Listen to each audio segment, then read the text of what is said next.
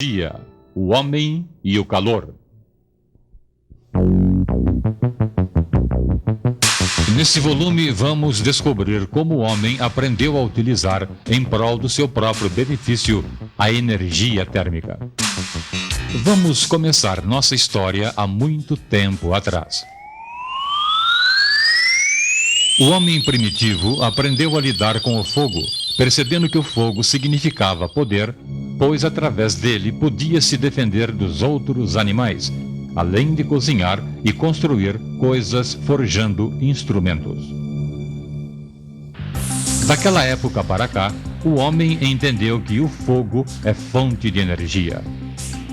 Ao longo do desenvolvimento da tecnologia, existiram períodos em que esta fonte de energia foi muito importante, principalmente na época da Revolução Industrial, quando havia a preocupação de se produzir vários produtos em grande quantidade, o que fez com que a energia térmica fosse largamente utilizada através das maravilhosas máquinas a vapor.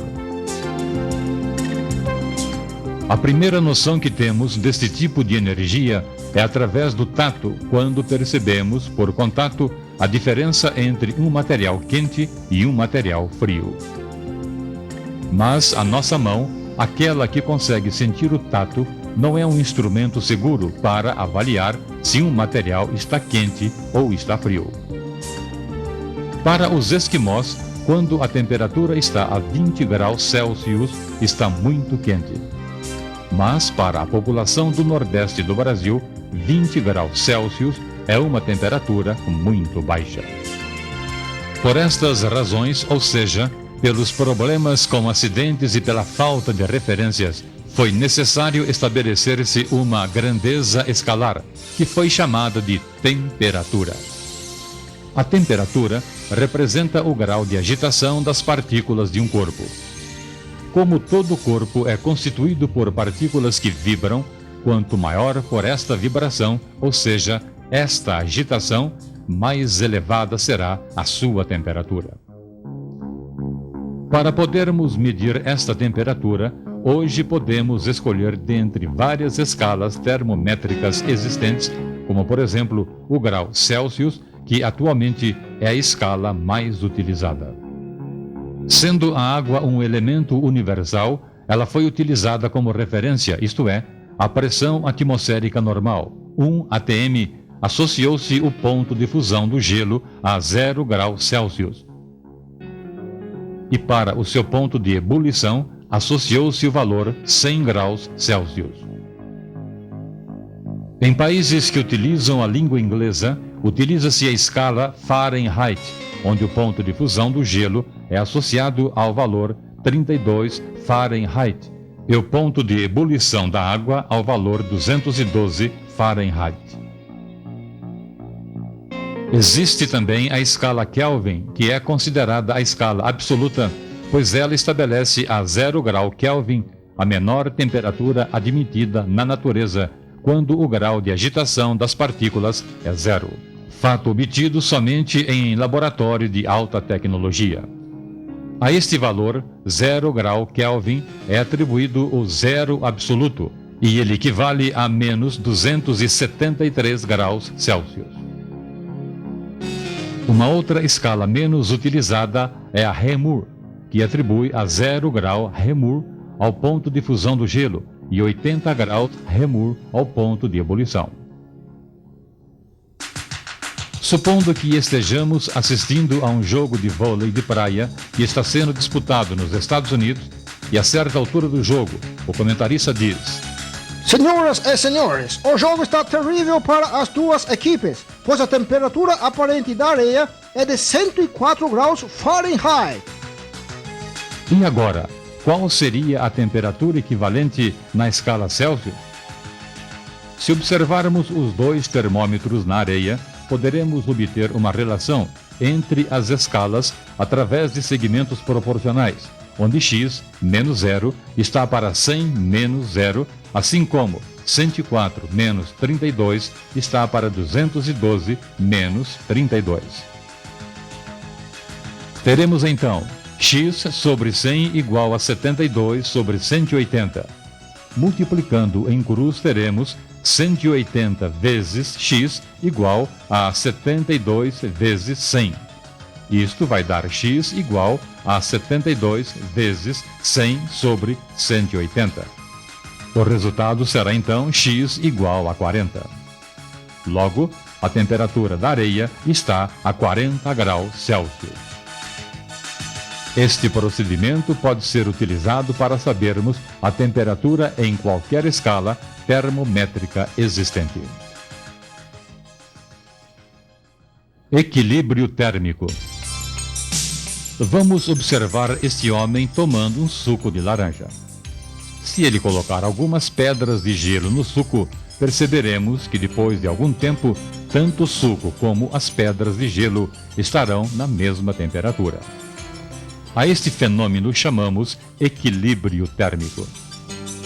Em outras palavras, quando colocamos em contato dois corpos que possuem partículas com diferentes graus de agitação, ou seja, com temperaturas diferentes, percebemos que espontaneamente o corpo que está mais quente transfere calor para o corpo mais frio.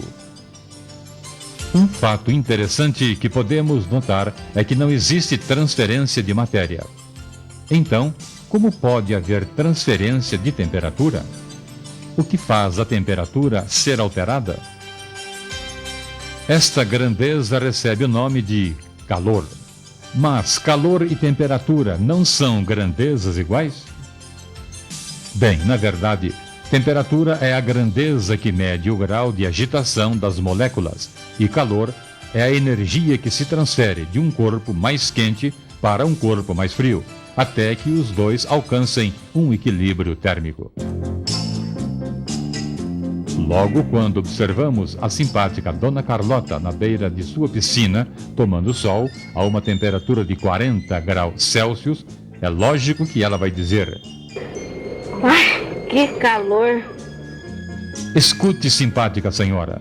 O que na verdade você quer dizer é: que temperatura elevadíssima! Pois calor é a transferência de energia, e, portanto, calor não é a mesma coisa que temperatura.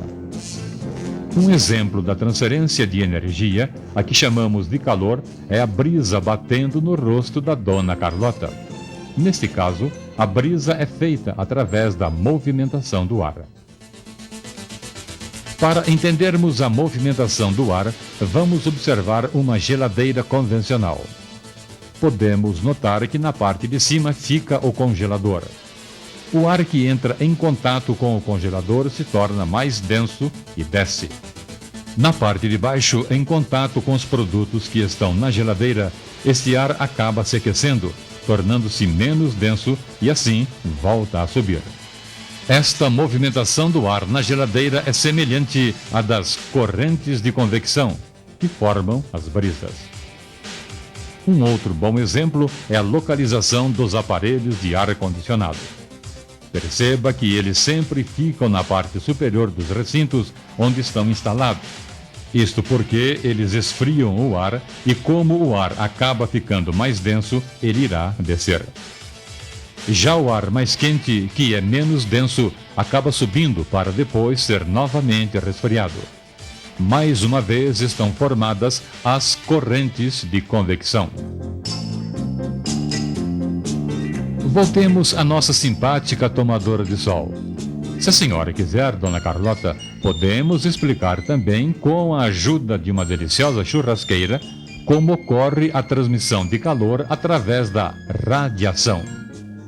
Radiação? Mas radiação não é uma coisa perigosa? Horas, Dona Carlota, nós jamais colocaríamos em risco o único fio de seu maravilhoso cabelinho. No caso da churrasqueira, por ela possuir uma temperatura muito elevada, além de ela transmitir o calor através das correntes de convecção, ela também transmitirá através da radiação, que nada mais é do que ondas eletromagnéticas. Nossa, ondas eletromagnéticas? Sim, Dona Carlota. Sinta o sol bronzeando sua pele. Essa transmissão de calor acontece através de ondas eletromagnéticas porque elas não precisam de um meio para se propagar. pois entre o Sol e a Terra não existe matéria nenhuma. Nossa, estou impressionado com essas revelações. Dá para explicar de novo para ver se eu entendi? Temperatura é diferente de calor. Isto porque temperatura é o grau de agitação das moléculas e calor é transmissão de energia. Existem 3 maneiras de ocorrer a transmissão de energia. Através da condução, que é quando o calor é transmitido partícula a partícula e o grau de agitação dos átomos vai aumentando devido à transferência de energia, que é o calor. Através da convecção, quando o calor é transmitido pelo deslocamento de material devido à diferença de densidades, formando as correntes de convecção. E através da radiação, quando o calor é transmitido através de ondas eletromagnéticas. Dependendo da constituição atômica do material, ele pode transferir ou não o calor mais facilmente. Assim, alguns materiais podem ser condutores térmicos, como por exemplo os metais. Ou podem ser maus condutores, os chamados isolantes térmicos, como o isopor, a cortiça, o ar confinado das garrafas térmicas ou mesmo o gelo usado para construir os iglus. Logo, no frio não usamos roupas para nos aquecer, mas sim para nos isolar das temperaturas baixas e não permitir que exista a perda de calor para o meio. Da mesma forma, os árabes usam turbantes no deserto para isolar suas cabeças do calor do meio. Vamos ver agora um outro fenômeno, a dilatação. A dilatação é causada devido às variações da temperatura. Para podermos entender melhor, vamos ver como as partículas se comportam microscopicamente. Quando um corpo está com uma temperatura baixa, o grau de agitação de suas partículas é baixo, ocupando um espaço inicial S0. Ao receber calor, ou seja, energia térmica, haverá o aumento do grau de agitação de suas partículas e estas irão ocupar um espaço maior. A este fenômeno chamamos dilatação. Este fenômeno acontece em qualquer tipo de material, em maior ou menor grau. Dependendo da forma do corpo, a dilatação pode ocorrer linearmente, como por exemplo com os fios da rede elétrica.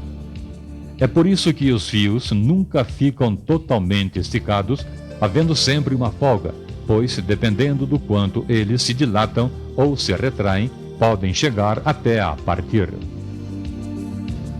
A dilatação pode ocorrer também de forma superficial, quando estiver relacionada com a área ou a superfície de determinado corpo. Por exemplo, uma placa de um material que possui uma espessura muito pequena em relação às suas dimensões de largura e comprimento também irá se dilatar ou se contrair conforme a variação da energia térmica. Finalmente, temos a dilatação volumétrica, que está relacionada ao volume. Este tipo de dilatação ocorre nas 3 dimensões: comprimento, largura e altura. É por esta razão que existe a necessidade de se deixar espaços entre os trilhos de trem ou nas grandes placas de concreto das pontes para que exista espaço livre, evitando ocorrer trincamentos ou deformações. A este espaço livre normalmente dá-se o nome de junta de dilatação. Outro exemplo de dilatação ocorre com os líquidos. Por exemplo, se um motorista encher completamente o tanque de gasolina de seu carro e depois disso deixar o carro estacionado no sol, conforme a temperatura começar a subir, poderemos observar que haverá um vazamento de combustível. O líquido que escorreu pode ser classificado como dilatação aparente, pois não podemos esquecer que, além do combustível, o tanque que o comporta também sofreu dilatação. Não são todos os líquidos que se comportam assim. A água, que tem a fórmula H2O, devido às propriedades específicas da ligação de hidrogênio encontrada na molécula, é um líquido peculiar, pois verifica-se que, Quando sua temperatura aumenta de 0 para 4 graus Celsius, ao invés de se dilatar, ela se retrai, ocupando um espaço volumétrico menor. Em regiões onde a temperatura chega abaixo de 0 graus Celsius, no inverno os lagos e lagoas congelam. Mas isto ocorre somente na superfície, pois mais abaixo a água continua líquida, permitindo a continuidade de existência da fauna e da flora. Isto acontece porque a camada de gelo, em contato com temperatura igual ou menor a 0 graus Celsius, acaba funcionando como um isolante térmico. Como sua densidade é menor, esta camada flutua. Já a água debaixo desta camada, com uma temperatura a 4 graus Celsius, possui uma densidade maior, permanecendo mais ao fundo. Se observarmos um copo de água com gelo, podemos notar que o gelo fica flutuando na superfície, pois é menos denso. O mesmo ocorre com os icebergs, que flutuam na superfície dos mares. Máquinas térmicas. No século XVII, foi construída uma máquina térmica que tinha como objetivo dominar os povos pelo poder do fogo. Esta máquina recebeu o nome de canhão, um cilindro de grossas paredes usadas para conter a força produzida por uma substância chamada pólvora, que gerava uma potência incontrolável e destrutiva. O sonho humano de voar foi a peça fundamental para a elaboração de máquinas que poderiam vencer o poder da força gravitacional. Utilizando a teoria de Arquimedes, segundo a qual um corpo imerso em um meio líquido boia quando sua densidade é inferior à densidade do meio, foram criados os balões. Os balões fabricados com tecidos leves são preenchidos com um gás de densidade menor que a do ar. Desta forma, o balão consegue como que boiar, vencendo assim a força-peso. Estavam dessa forma criadas as primeiras aeronaves mais leves que o ar, e que seriam as ancestrais dos futuros dirigíveis do século XIX. O capitão Thomas Savery, em 1698, conseguiu elaborar uma bomba d'água, utilizando energia térmica. Na sua experiência, um grande cilindro de metal era preenchido com vapor vindo de um ebulidor. Uma válvula cortava o fornecimento de vapor e, enquanto o cilindro era resfriado para condensar o vapor, formava-se um vácuo no interior do cilindro, já que seu volume era rapidamente reduzido e a baixa pressão era capaz de sugar a água de um poço. A eficiência desta bomba d'água era bastante questionável, pois aconteciam grandes perdas, o que diminuía a sua potência. Isto sem contar o perigo e a dificuldade de lidar manualmente com vapor de alta pressão. Estas bombas d'água, desenvolvidas pelo capitão Thomas Savery, foram construídas na tentativa de solucionar o sério problema das inundações que ocorriam nas minas de carvão mineral. Um pouco mais tarde, em 1712, o inglês Thomas Newcomen conseguiu inventar uma válvula automática alimentando o cilindro com vapor, mas também alternadamente com água líquida para permitir seu resfriamento. Como já dissemos no início deste volume, com a Revolução Industrial, muitos começaram a usar a máquina a vapor em substituição ao trabalho do homem.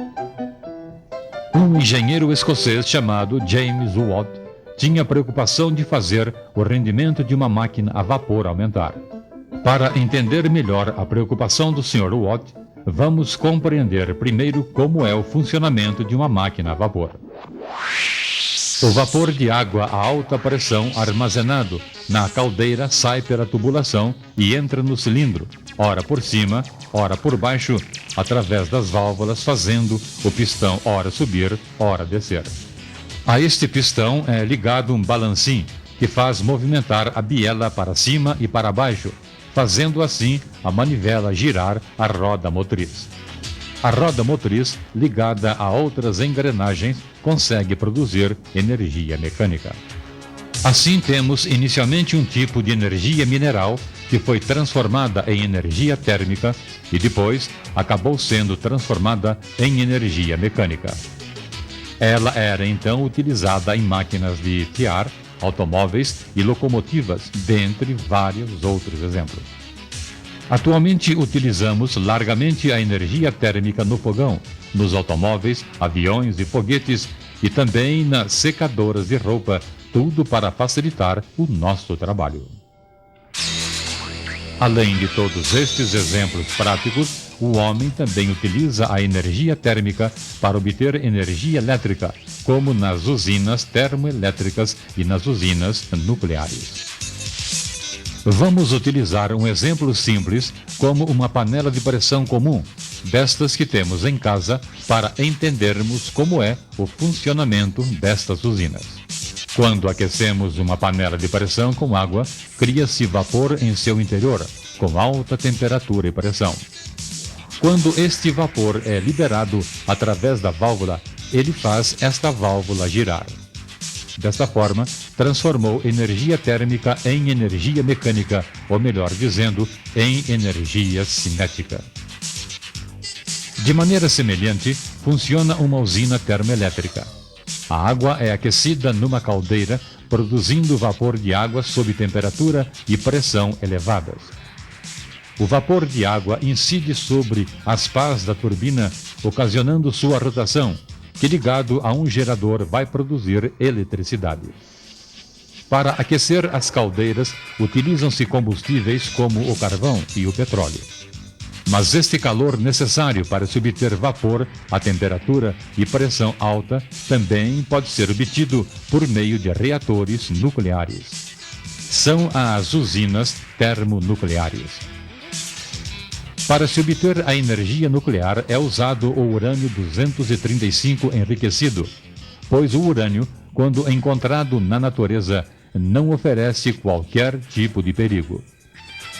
Esta é uma excelente maneira de se converter massa em energia térmica, pois o enriquecimento do urânio é feito através da fissão nuclear, podendo ser realizado de uma maneira muito rápida quando é explosiva, ocorrendo a produção de grandes quantidades de luz, calor, raios gama, partículas alfa, beta, etc.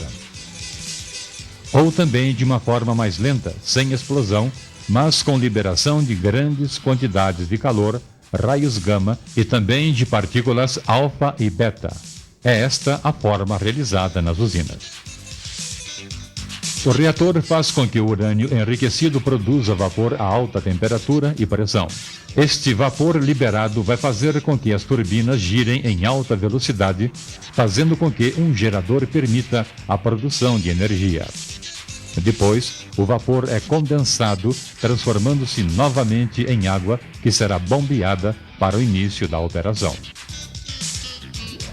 Mas vamos ver agora como acontece a fissão nuclear. É um processo que ocorre apenas em núcleos muito pesados. A fissão seria o desmembramento de um núcleo em duas ou mais partes. Para isso, o urânio-235 é bombardeado com nêutrons.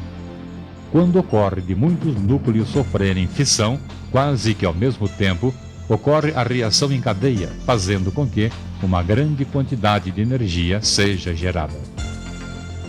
Para se conseguir energia suficiente para os reatores, é necessário enriquecer somente 4% do urânio-235. E quando o urânio é enriquecido a quantidades superiores a 20%, ocorrem explosões nucleares cataclísmicas devido às altas concentrações. É o princípio que permite ficarem tão perigosas as armas nucleares como a bomba atômica. O grande desafio que o homem deve enfrentar é como conseguir produzir energia através da combustão, mas sem intensificar o processo do efeito estufa, fenômeno que acarreta um aumento da temperatura média da Terra com graves consequências para o planeta. Os gases emitidos pelos motores ou pela queima de combustíveis colaboram para o agravamento desse processo.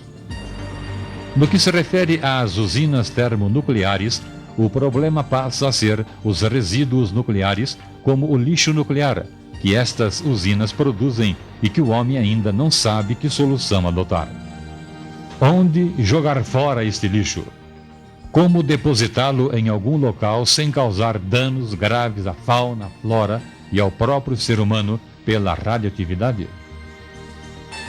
Na medida em que o homem desenvolve a tecnologia em seu benefício, deve aprender também a lidar com os resíduos dessa tecnologia, não esquecendo que o nosso planeta é o único que possuímos para subsistir e deve ser valorizado acima de qualquer outro benefício. Atualmente, os combustíveis fósseis são responsáveis por 75% da produção de energia mundial. Deste montante, 32% é representado pelo petróleo, 26% pelo carvão mineral e 17% pelo gás natural. Os restantes 25% de energia são produzidos da seguinte forma: 14% pelas biomassas, como lenha, álcool, carvão vegetal e bagaço, 6% pela energia hidráulica, que vem dos grandes rios e pelas marés, e 5% pela energia nuclear. Em todas estas formas de produção de energia, existe a ocorrência de danos ao planeta Terra, seja no aumento da temperatura devido à combustão dos motores de automóveis, aviões, usinas termoelétricas e fábricas, para citar alguns exemplos, seja poluindo o ar, o solo e a água, ou mesmo desabrigando e matando a fauna e a flora de uma região. Existe ainda a probabilidade de se trazer risco para o meio ambiente, com a possibilidade de vazamento de vapor radioativo de uma usina ou o lixo armazenado por sua utilização. Se o homem deseja obter benefícios que possibilitem poupar o seu trabalho físico ou mental, deverá utilizar a sua inteligência, visando obter a riqueza maior que é a natureza. E isto ele pode conseguir buscando solucionar os problemas existentes e procurando fontes de energia que não causem danos a esta natureza, pois só assim conseguirá realmente avançar como homem e fazer seu trabalho progredir enquanto ciência.